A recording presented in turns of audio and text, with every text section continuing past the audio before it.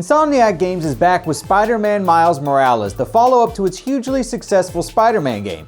It's not quite a full sequel, and while the gameplay is familiar, it's not identical to what came before. The more essential differences come in the themes and points of view expressed by the game's brief but satisfying story and side missions.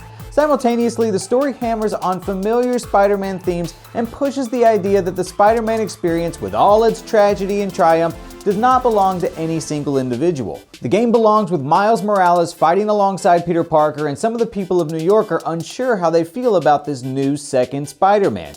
The hip-hop beats in the game's opening immediately suggest a different perspective from the first game, while Miles' animations reinforce the idea.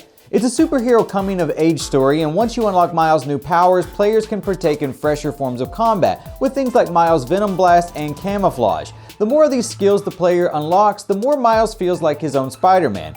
Narratively, the game focuses on Miles' growth and connection to his community. There are several scenes of Miles out of costume at home or in Harlem communicating with its residents. Most of the game's side quests, delivered by the Friendly Neighborhood Spider-Man app, have Miles fighting off attempts by unsavory outsiders to gentrify the area. Like Spider-Man Into the Spider-Verse, the game emphasizes, without ever spelling it out, that Miles comes from a life experience that Peter could never have had.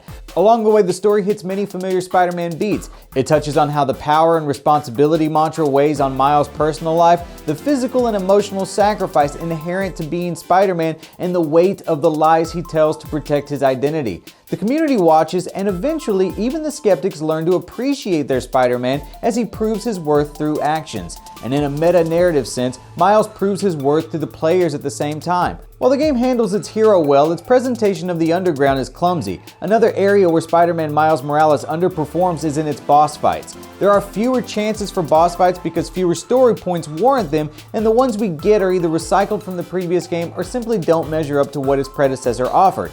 Even so, Spider-Man Miles Morales tells an intimate, emotionally resonant superhero story about a young hero trying to live up to the role models that inspired him and do right by the community that supports him. The subtle marriage of gameplay progression to themes helps make the story that much more engrossing. The boss fights could be more impressive and the side content can at times feel redundant, but the game is fun, poignant, and powerful all the same, and Spider-Man fans should be swinging high while playing. I'm Chris Killian, and for Jamie Lovett, we give Spider-Man Miles Morales 4 out of 5 stars.